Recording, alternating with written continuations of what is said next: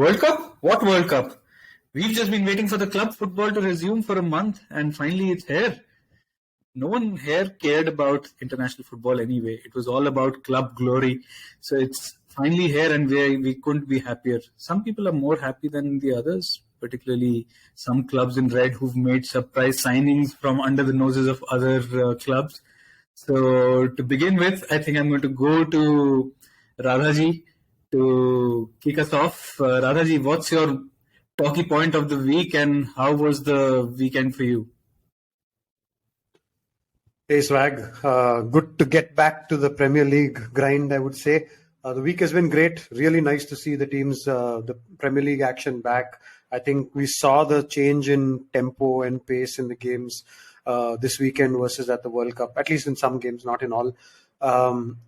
My talky moment of the week, while like you mentioned, Gakpo, I think that came very close for me, I guess, perhaps as making the talky moment. But what I'll go for is Stefan Bajetic's goal. I think his superb goal to kind of remove the pressure off Liverpool when it was a little bit of a difficult time in the game.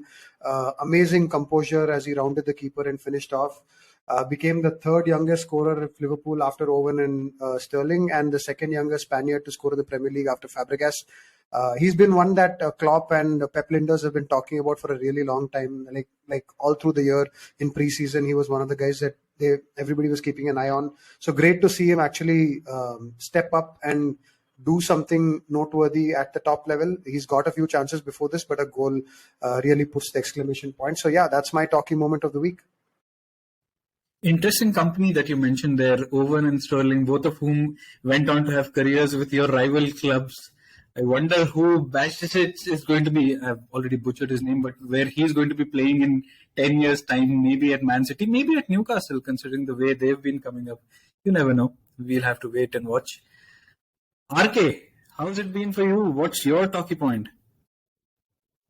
Hey guys, it's been a good week catching up again with Premier League football after 6 weeks now. It's not like we missed football, but it's always good to have PL back.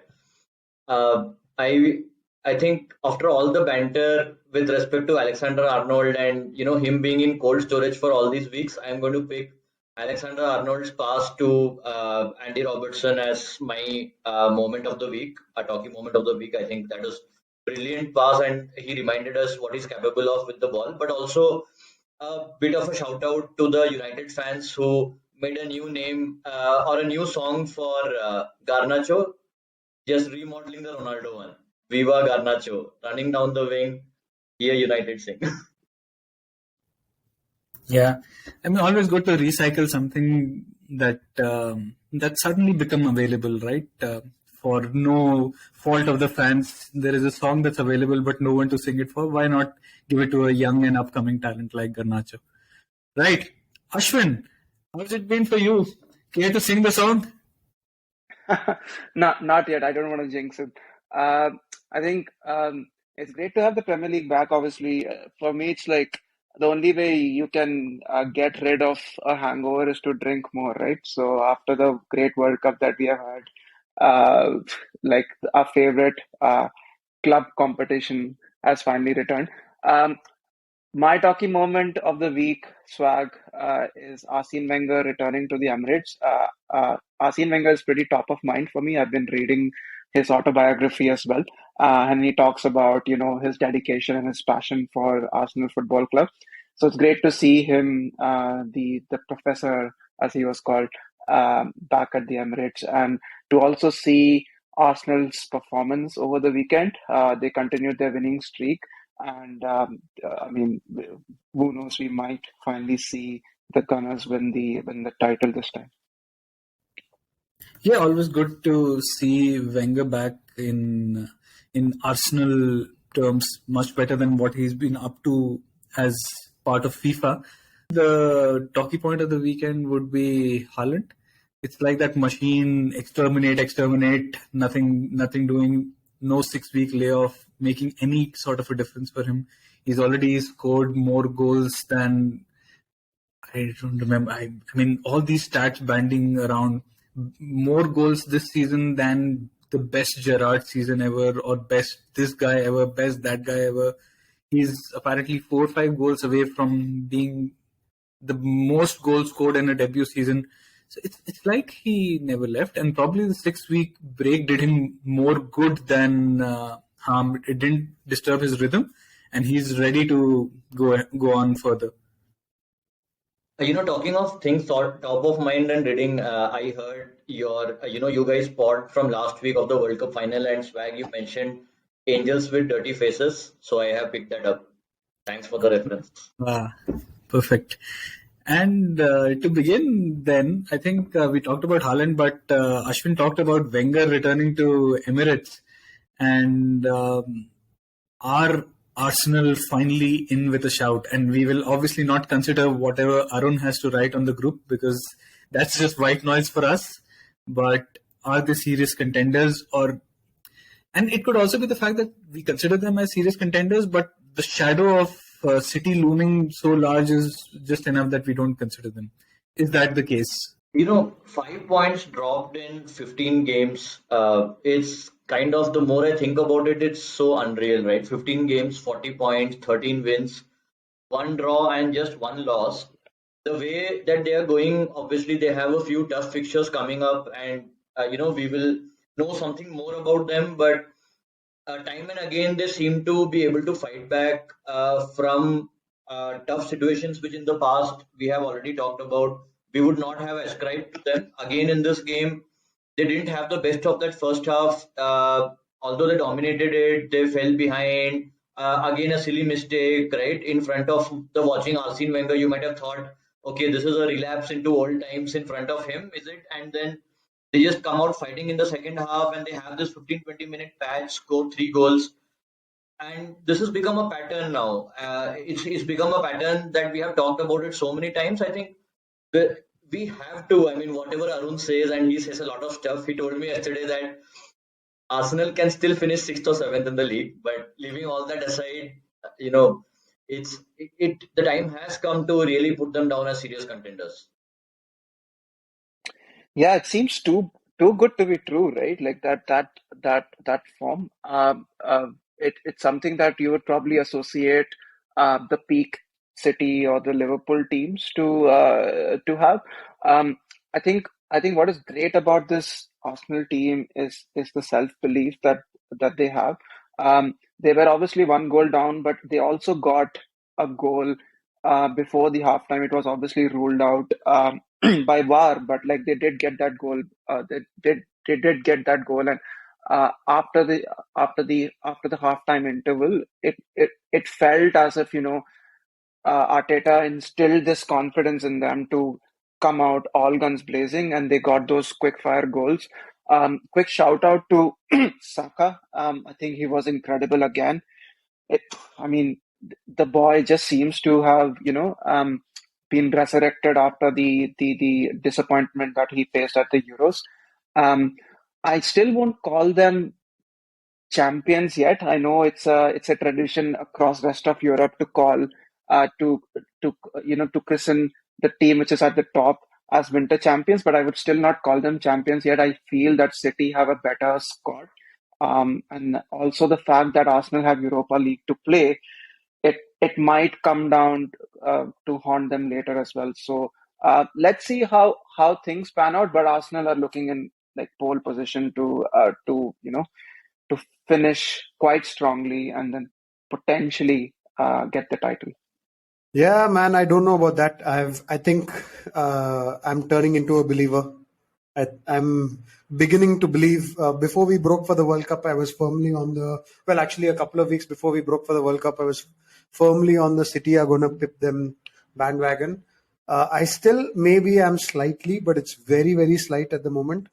I expected Arsenal to lose or draw this game. I thought the World Cup disruption will break what was an outlier season for them prior to the World Cup. But more and more, again and again, anytime I have these doubts, they're actually showing me that the game against United was the outlier, and that the rest of the season is what perhaps the level that they are holding themselves up to. That is the standard. Saka, you mentioned, I think he was the hero. I thought that given Jesus is missing and them coming back from a break, this is where things start to fall apart for Arsenal. but Saka just grabbed this game by the scruff of the neck and really carried them.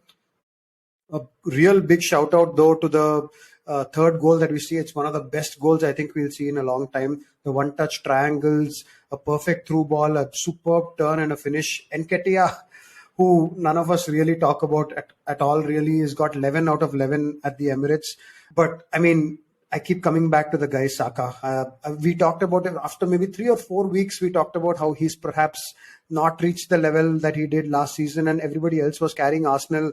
But the composure of that first goal, what a clean finish, and then the strength to bump off Rice in that second goal. Going away with England seems to be helping the likes of Saka. So at this rate, I think it's coming home. Against France as well, when Saka was on the pitch, England were a different looking setup altogether. I'm just wondering. I'm probably siding with Radha here in terms of I'm still leaning a bit towards City, but that's probably because of their history. And imagine saying that about City. But Arsenal are refusing to go away, right? Whenever you throw them a challenge, they're still there. I'm just wondering what folks like Mudryk would bring to this squad when they come in. I mean, I'm expecting that this transfer will go through, but more competition for places with folks like Martinelli, I guess. RK, do you have any thoughts on that? Yes, but first of all, talking about Arsenal and City, I am still going for City for sure, even though they are 5 points behind. What I meant with respect to Arsenal is staying the course for a title challenge. I think there is definitely no doubt that barring some weird results in the next 7 or 8 fixtures, they will be staying the course on a title challenge. I would still back City for a win. Mudryk is someone I am a bit confused about how they are going to use him, given that Martinelli is such an explosive talent on the left, and Mikhailo Mudryk seems to play most of his playing time, cutting in from the left wing, and they still have Emil Smith Rowe to come back. So I'm not sure, how they are going to make all the squad members count and how, like, what are the ramifications for the squad going forward. But what's for sure is if they end up completing the transfer, Arsenal will have a really explosive attack. So other teams have to watch out because I have not seen Mudryk much, but I've been reading some really extraordinary stuff about him. Poor. So that may be some of the reasons why they're going into or being linked with players like this. They have quite a few people there, but for example, I think Nketiah has a pretty large drop off over the likes of Jesus. So that's where I think their depth is a little to be questioned. Even say Saka gets injured, I think they are looking at a little bit of a huge drop off, I would say, after that. And Martinelli, let's not forget, is very young. He's still I don't know whether you can count on him 100 out of 100 every time. So maybe they're just de-risking in that sense. They had some kind of depth brought in the summer for that attacking midfield position where they've got a backup for Odegaard, but none of the other positions I think have a really high quality backup. So maybe that's where it's coming from. Yeah, and you talked about the strength and depth as well. One team that never has to question strength and depth is Man City. They've got Haaland up front, and they've got recently crowned world champion Julian Alvarez as the backup striker who barely gets a kick out. So that machine is still going on fine. They don't seem to be in any spot of bother. I guess probably it's going to be like one of those seasons 2 or 3 seasons ago when it was the City-Liverpool games that decided the season. It might just end up being the Arsenal-City game as well. And coincidentally, the first one of that was delayed because of some reason. I can't remember which one was it. That was because of the backlog of a game because of the Queen's death. So City versus Arsenal might be something to look forward to. But City, I don't see City losing to Arsenal. That's the point. I mean, with Haaland in tow, and I keep saying Haaland, but it's the other folks as well. They don't seem like they'll lose to Arsenal.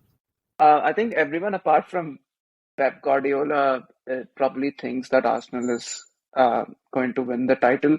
I was reading this really interesting article on The Athletic about how Pep Guardiola has had to tweak his team quite a bit this season. And The article goes to talk about how he's using the Riyad Mahrez and Jack Grealish kind of system, um, even though he does not really want to do that. And the reason he has to do that is because when he has the likes of Haaland and Foden, they're only concentrating on finishing the attack, whereas Guardiola would want the team to be a bit more calm in the offensive third and pass the ball a bit more around so that they're in control of the game. And that's how Pep Guardiola's teams usually work, right? Um, what that means is that uh, when Haaland and Foden are playing, they are susceptible to losing the ball a bit more, right? And when that happens, they concede. Uh, that has happened in the game against Newcastle as well, if you remember the 3-all game. I think it happened in one more game. I'm forgetting now. But even in the game against Leeds, when they actually conceded, it was because they were too quick to attack the goal. So that is what Guardiola is fearful of. City are conceding more than what they would usually concede in other seasons, and that is something that can lead to their downfall going forward. But aside from that, obviously the fa- history favors City, and they obviously have a much better ammunition up front. They have a better squad depth as well, which should see them through. But there are these ifs and buts moments where where Man City could potentially lose it. Some interesting tactics from Guardiola in this match. Again, he has used these inverted fullbacks quite a lot this season and last. But what was really interesting about how he used Rico Lewis was it didn't even seem inverted. Like on the ball, the guy was completely occupying a defensive midfield position, and what that was allowing City to do was to push Gundogan and KDB into the attacking midfield slot. So KDB was overlapping, underlapping Mahrez quite a lot. It was almost as if it's a like two wingers operating there in that inside right and right space.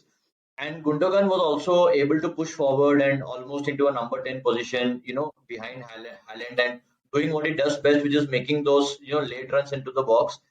Grealish had some really comical misses, like all the jokes with with the Newcastle striker. Sorry, like that is becoming a bit of a meme fest for him. But otherwise, I think he played well. He was able to lay on 2 assists as well. So overall, it's been working. Uh, it's working quite smoothly for City, I would say. And the reason that I would still favor City over Arsenal is that I think when it comes to the crunch and games start to bite, I think the City have the know-how and all the experience that they can use to kind of pressure Arsenal. We have seen that in the past. I think a bit with Liverpool as well in one season where Liverpool were probably 7 or 8 points, 6 or 7 points ahead. So we still have those matchups to come. Yeah, so I hear what you guys are saying, but I think that the fact that I've reached 51-49, I think I'm ready to stop writing Arsenal off now. I think that's probably where I am. So even Swag, when you mentioned that in that Arsenal City game, I don't see a City losing, I'm not ready to put my hand up and put money on the table on that. I really don't think so. In fact, in this game as well, like RK referenced, Grealish was having not a very good night where he was missing a lot of really easy chances, and you could see it. It was building up into one of those banana skin games. And Melier was in form. He was saving whatever was thrown his way. And that one moment, by the way, I think the class of City stands out in the first touch that I think it was Gundogan. He got the ball, it was dropping from the sky, and he just took a first touch to the side, and the Leeds player who was closing him down just was nowhere in the picture.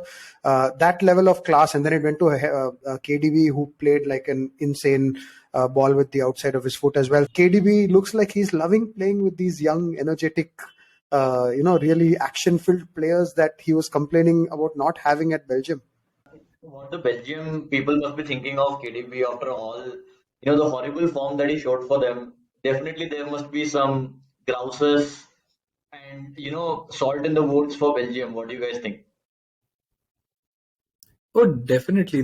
They have a lot of people to question the work ethic and the desire to do something while in Belgian colours. I don't think KDB is the only one. I mean, whatever we talked about in terms of Lukaku, you can't fault that he made an effort. Those efforts were piss poor, but he at least made those efforts. But people like um, KDB, Courtois, if I'm not mistaken, if I remember correctly, these guys had a really bad attitude in the World Cup. And goes to show probably something wrong in the dressing room. But now that he's back at City, KDB is back to being the beast we know he is and what he's capable of. So probably the setting change has helped him.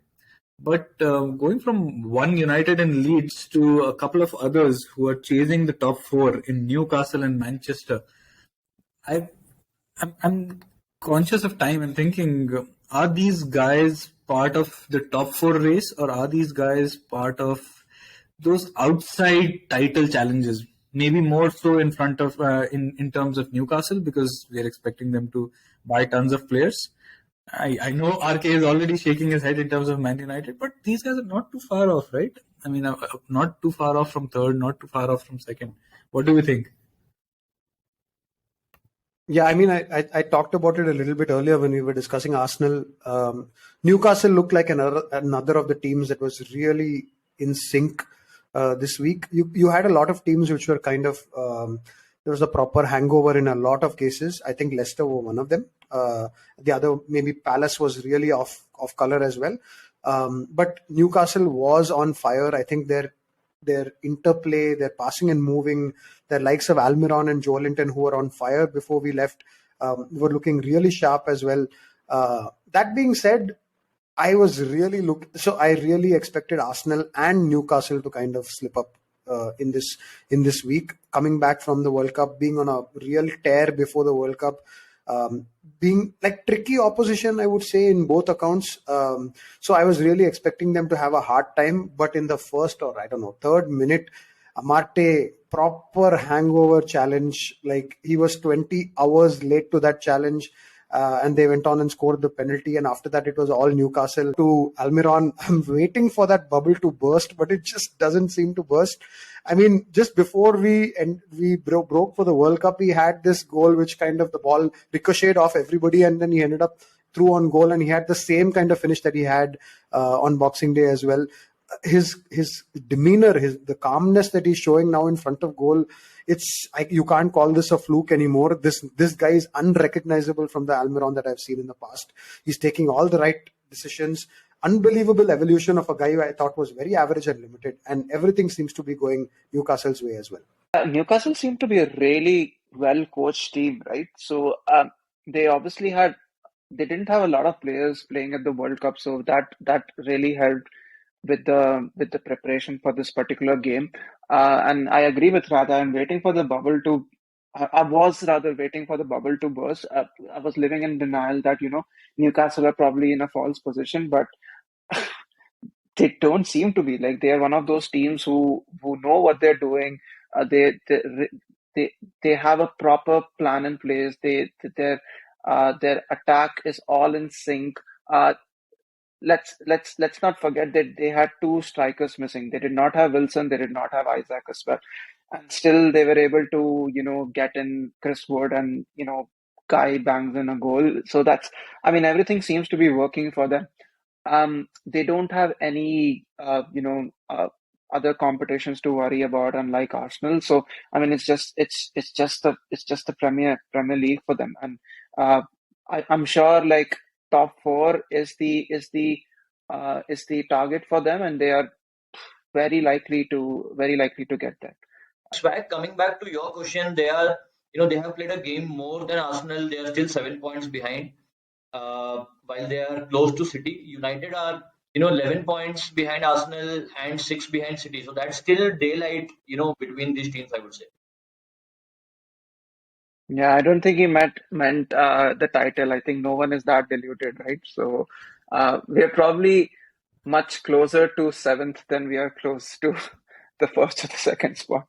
Yeah, but I think, okay, I see your point in terms of the gap to the top two, but I also see quite a lot of positivity, like you had at the beginning of the Solskjaer era, but also a better footballing unit in terms of Manchester United. So I'm not saying that they will be title contenders, particularly now that they've also missed out on one of the targets that they apparently had and were 2 days from signing as well. But I think top four should be definitely more than doable. I would expect Spurs to drop out and Man United to take that fourth spot. Obviously, who's third, who's fourth, etc. That will come later. But I fancy these guys to make up the top four. Swag, you are forgetting Liverpool there. While like this might sound like jinxing, but they have won 3 matches, and we will come to them soon.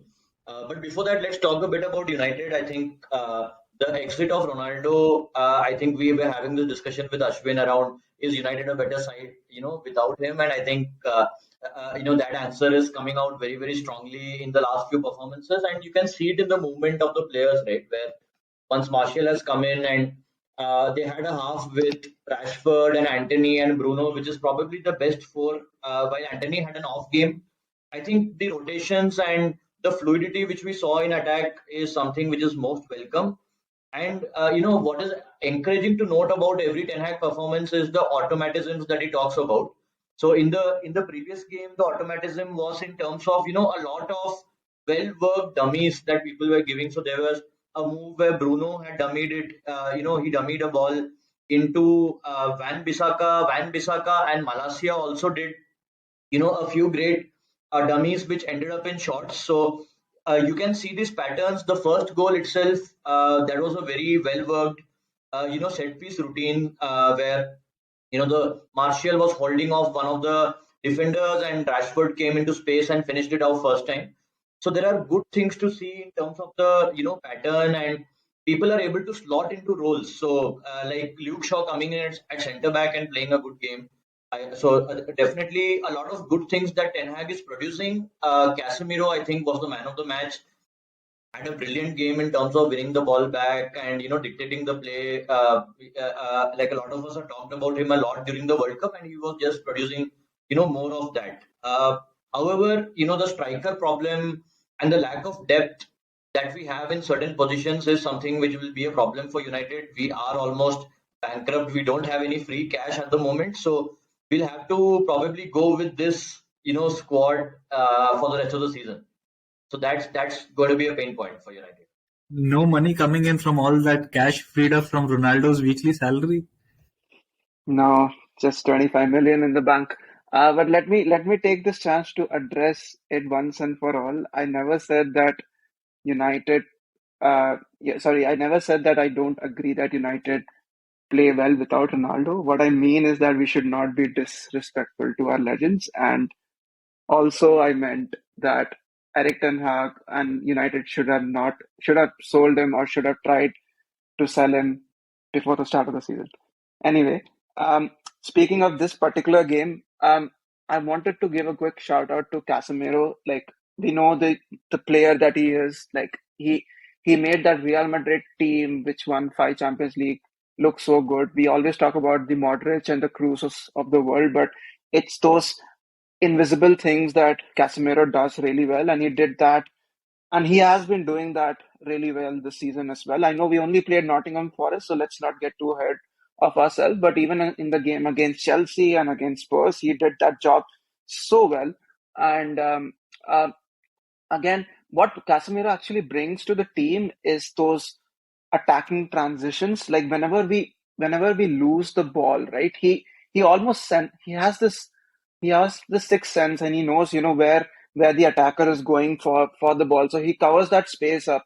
The second goal, I think, which Martial scored, I'm forgetting who scored the second goal, but the second goal that United scored, I think Varane gets pulled in by the defender, by the attacker, and there's this space that is left behind him, and Casemiro covers that. He anticipates that the ball will go there. He gets the ball, and then he passes it to the attacker. Yeah, I'm not even going to step into all these comments about not having money in the bank. I mean, yeah, sure, okay, that's some weird stat of the cash available and all that, but they want money, It's it will be it's it's available. called it's called a balance sheet rather, and it clearly states that we had 25 million. That's because we have been servicing the debt that we And have how accumulated. how does this balance sheet change, Ashwin? Like how do people keep adding funds to their balance sheet? And that's definitely going to be something that you will see in the coming weeks, just as they're going to sign somebody. Anyway, don't I don't want to get into that. I I think I've been waxing lyrical about Casemiro all through the World Cup, and he was outstanding. But for me, the the player of the game actually for me was Rashford. I think I had come in. I had serious doubts about his ability to deliver as a number nine, and I still have those doubts. I don't think he's an efficient player. I don't think he does a lot of things that perhaps somebody would want as a number nine. But on the left, he was just outstanding when he played for England, and for me, he was the player of the game this and at Boxing Day as well. He scored a beautiful goal.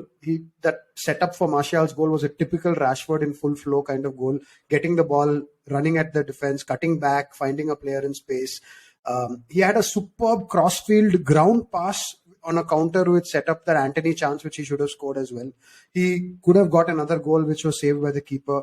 I think for me, Casemiro and Rashford were fighting for that MOTM, and for me, Rashford really took it up.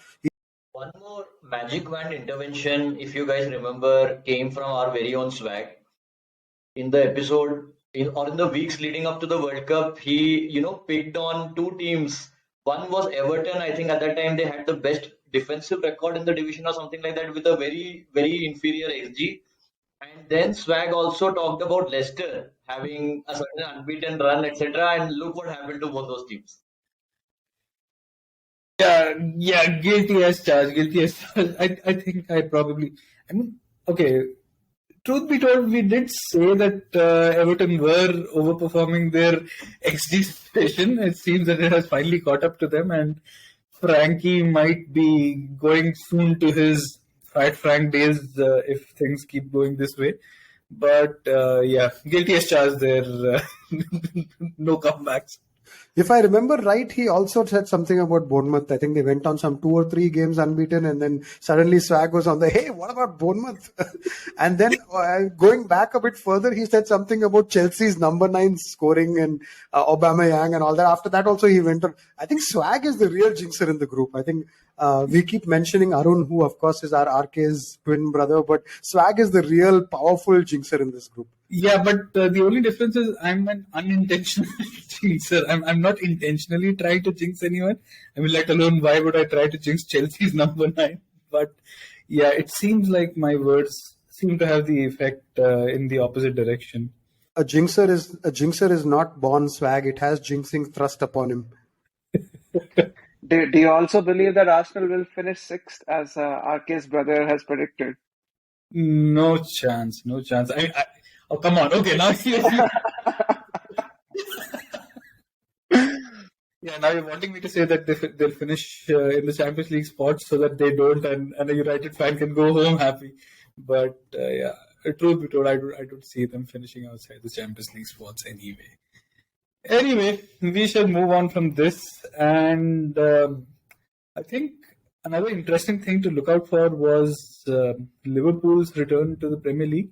And that also brought about another of those lightning quick transfers that they usually do, which was again the case this week with Cody Gakpo moving there 2 days after Radha's best friend Fabrizio Romano said that he's going to be coming to United and the deal is done, etc., etc. And suddenly he's been talked about in negotiations with Liverpool, and a few hours later it's already been announced, and PSV announced it, and then they have to delete the tweet because it's not time yet. Liverpool, no staff, everyone's resigned, they're all going home, and yet the machine keeps rolling on. Yeah, I mean, I'll get to the signing in a bit. I think the most encouraging thing for me was how good we looked in the game. It was a potential banana skin. Aston Villa is a tough team. They have a good squad. Yes, granted, they were missing Emi Martinez, who I'm sure the highs that he's come down from in the World Cup, he would have been a force to reckon with. but the attacking rhythm and intent was back. I think RK's talky moment of the week was a really important one for us. I've always maintained that the success of our season and our progress will always be around Trent's attacking prowess rather than Trent's defensive prowess. He was in full flow on Boxing Day. That pass was outstanding. Like I've mentioned, I think in an episode a long time ago, that he does what the likes of Gerrard, Alonso, Scholes, they used to do. He does like 5, 6 of those crazy balls every game, and we take him for granted. Really, with the quality that he has, he had that pass, of course, that went to Robbo, but then he had so many crossfield balls that were finding people in space. When he plays like this, I think we look like a much better team. But yeah, I think it was a very interesting game to watch as well. I think there was a point where we like it could have potentially gone anywhere, right? Like Ollie Watkins got that goal when Liverpool were 2-0 up, and then obviously Liverpool got the insurance goal. I was just looking at the stats from the game as well.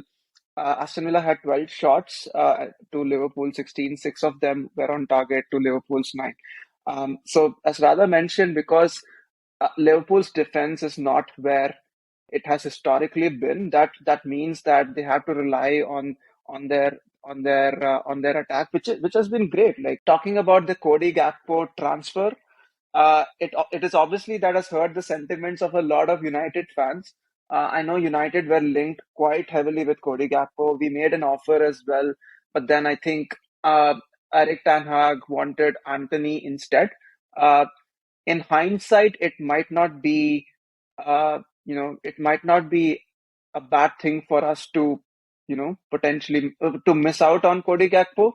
But of course, a lot of United fans were hoping for Cody Gakpo to join Manchester United, especially after the performances he has had at the World Cup. Really blew me out of the water. Like I was on a high already, winning that Boxing Day fixture, Bachetic scoring, us looking so good. I was already on a high, and then suddenly, out of absolutely nowhere, what a bloody Christmas gift this was. I it completely blindsided me. I didn't read a single link of Liverpool with Gakpo. It reminds me of the summer where we signed Darwin. I I assumed from, especially because of all the chat in our group, I just assumed that he was somebody that was going to sign for one of our rivals. I didn't have any inkling that we were even linked. But bloody hell, man, welcome to Liverpool. Really exciting signing. I see this as a potential goal scoring left option on the wing, like a Mo Salah perhaps for the next 5 to 7 years. I also could see it as a 4-2-3-1 formation change kind of signing. But what I think is most realistic is probably Bobby. He'll replace Bobby as that false nine at Liverpool, and maybe interchange with Darwin when he moves to the left. So this is something that I do think it will be the end of the road for Bobby. Possibly my favorite player of the Klopp era, maybe alongside Virgil. I love him to bits, but I don't think we're going to renew his contract based on this signing now. Another club that signed a forward, and we talked about Chelsea number 9s, was Chelsea, who signed David Datro Fofana and immediately loaned him back to Molde for the rest of the season, and hoping to see good things come off this signing in the summer. But coming to the game, Chelsea finally won a game in 6 league games. So 16th October was the last time we won a game in the Premier League, which still keeps us 8th. Honestly, I don't think anyone is going to argue with me if I say that Chelsea are definitely not in the top 4 conversation, right? We'll be somewhere like 7th, 8th, 6th. Not top 4 definitely, but yeah, 6th, 7th, 8th or something like that. So do you really think Chelsea will not finish in the top 4 after they've signed João Felix and Enzo Fernandez? And I think even this Fofana guy is dubbed as the new Haaland or something, right? Yeah, so Fofana is dubbed as a very heavily potentialed guy, if I use football manager terminology. But he's not going to play for Chelsea till the summer. So whatever his potential might be, it's not going to come in handy this season. No, I think this Fofana guy is the next, Mame Biram Diouf, United fans would remember. Came from Molde, became a failure and went to Stoke City. To be honest, I know nothing about him. But talking of Chelsea swag, I would have definitely put them in the top four conversation if they had won this game in a normal way, without any bad news. Reece James getting injured is again it's a killer blow. With Reece James, I'm being very honest. Chelsea look like a top four team whenever Reece James plays. I think. Yes, so he is obviously one of, if not the most creative player we have. And I think me and Ab were talking before we started recording the last episode that we are missing a really creative passer. So we could even move Reese into midfield, and he could be the person who would do that. But him missing takes quite a big chunk of creativity out of our team. And it is said to be 1 month. It could be longer. We don't know. So, considering that City is just a couple of games away, I don't think that that bodes well for us. Another stat that goes against Chelsea is that we haven't beaten anyone from the top 10 this season. I mean, when we played that team not being in the top 10 are the only teams that we've beaten. So, yeah, not very confident, but let's see what January brings. Does Enzo Fernandez come in? Does Joao Felix come in? I don't know, but if they do, hopefully that should bring more bite to the bark.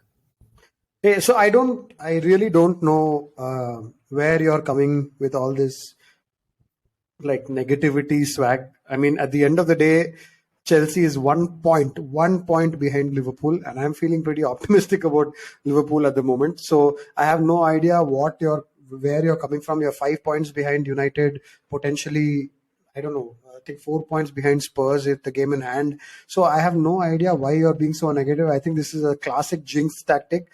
That being said, I just have to mention the amazing theme of Chelsea players showing up the finger all through this week. So I think Ziyech did that all through the World Cup, and Havertz and Raheem had blinders for Chelsea. I think they played some of their best games in a long time. Mount did as well, but I don't think Ab has been as negative about Mount as the others. So great performance. I think it should have been more than 2-0, and you held a clean sheet. You won 2-0. Yeah, granted, Bournemouth were not great, but I think looking at Sterling's performance, I'm actually quite optimistic about Chelsea's chances. The thing about Swag in the in the duration of around 30 minutes has realized his powers and is awakening to his powers, and that's what you see. Up on the Yeah. other hand is I think getting traumatized by Radha now. He started off with Ziyech and Pulisic during the World Cup, and I think Abbas now got like Abbas now really scared of Radha coming after him with the next player. So today it's Havertz and Sterling. I think that's why Abbas not on the pot. Yeah, okay. This is turned into a 3-on-1 debate now, but yeah, okay. Whether you consider it jinxing or not, I'm not very optimistic about Chelsea. But just to balance that, and the fact that you talked about Up not being here, I'll take on his mantle a bit and say that Spurs are shite and they don't deserve to be in the top four. And I hope that by the time the season ends, they're out of it. They start. I mean, they've had a 6-week gap, and they still start games by giving the front foot to the opposition, letting them score once or twice, and then thinking, yeah, okay, you know what? We're supposed to be playing this game as well. Let's try and do something about it. Okay, right. Let's wrap this up and talking about our games to go, Talky game to go. We've got a load of games coming up. We got a full package on Friday to Sunday, and then Monday to Thursday again. Another lot. So I think we've talked quite a lot about Arsenal, and they have slightly tricky fixtures coming up in terms of Brighton away and Newcastle at home. So that should give us some more idea about where Arsenal stand, right? If that 51-49 that Radha talked about, if it's going to become 52-48 or 50-50, this should give us some more idea about that. For me, in the next two games that Arsenal have, Brighton and Newcastle, if they get 4 to 6 points in these games, I think I'm going to 65-35 after that. I think this is going to be a really challenging point of the season for Arsenal, and if they can, without Gabriel Jesus, if they're able to get 4 to 6 points with the next two fixtures, I'm all in on Arsenal. game to look out for, and one which I'm not looking forward to, but still looking out for, is Chelsea versus City. Haaland and company coming to the bridge, and I don't know what they're going to end up doing, but yeah, that should be the highlight of next weekend. Not weekends, the next to next game week. This compressed schedule has quite toyed with what you call midweek, what you call weekend, but yeah. This game is on Thursday, if I'm not mistaken, and that should be the highlight of the next game week to come. Yeah, I'm not sure, Swag, if your talky moment of the week next week would again be the Haaland goals against Chelsea. I think his talky moment of the week. Come on, Ashwin, think big. I think his talky moments of the week are going to be Raheem Sterling against the hand that used to feed him. That's going to be the talky moment for next week. Inshallah. For some reason, right now I'm a little less bullish about City as I was when we broke for the World Cup. So I think this will maybe just get me back into context. Perhaps this weekend, this week, if they deliver against Chelsea, maybe then I'll get slapped into reality. Perhaps that's what. But I do think that Chelsea have a good chance against City. It's at the bridge, if I remember right. So there's always it does have play a role as well. So yeah, I do think Chelsea can get a point or three out of this game. So let's see how that goes. And if that happens, I think another point to say that it's coming home for Arsenal. We talked just a wee bit about Spurs and how irritating they are. I think with the fixtures that they have coming up, with Villa and Forest, if I am not mistaken. Sorry, it's Villa and Palace. I firmly believe that they are going to be in that top four mix after the next two games. When we again catch up, they would again have done some kind of a comeback and got those points. So let's be prepared for more irritating Spurs talk, guys. I don't think we talked about Spurs much in this podcast. Maybe we can just I have to say Kane. I mean, that guy's a machine on Boxing Day. Whatever he has for his August woes, he's making up for it on Boxing Day. He's now the top scorer in Premier League history on Boxing Day fixtures. He got another one this week. In the Haaland story, Kane is going unmentioned, but he scored tons of goals this season as well, almost a goal a game. But it's because of Haaland that we're not placing too much emphasis on him, and he's keeping them afloat quite a bit, and he's leading those. A goal a game is so last year, Swag. We're talking about 45 to 50 this season now. Yeah. I mean, if not more, let's see. But talking of top scorers and also remembering our dear friend Ab, we have to mention Mitrovic as well. The Mitro watch didn't happen this week, so again a goal and I think 2 assists. So he's right up the charts as well. Yeah. All those I've lost my password excuses that up keeps making. It's basically shut and forget for him. You don't need a password. You don't need a password when you have Mitrovic and Haaland in your team. You really don't. So I mean, I have to put my hand up. I was questioning Mitrovic all through, especially only because I picked him. But that guy was a force to be reckoned with in that game. I think he showed real leadership as well. If you look at the off camera, he was really getting everybody up. He did the huddles before they came onto the pitch as well. He's taken up a real leadership role over there, and I think that's really led to Fulham having a positive season this time. And I think probably for his manager, he's not really had the best time in the Premier League as well. So Mitrovic and Silva perhaps are using this as to counter their own jinxed previous seasons in the Premier League. Mitrovic has not done well in the past, and Silva has of course got sacked with Everton. So it looks like finally they're both hitting the potential that everybody thought that they would.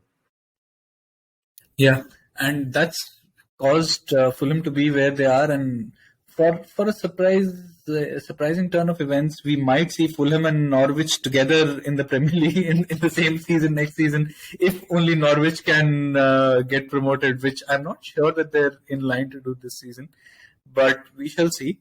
For the time being, I think we will wrap this episode up here today. And listeners, we will see you after the double game week and reassemble to see where we are at, who's getting sold, who's not getting sold, who's top of the table, and who's in the top 4 pile up. For now, it's bye from us. Bye.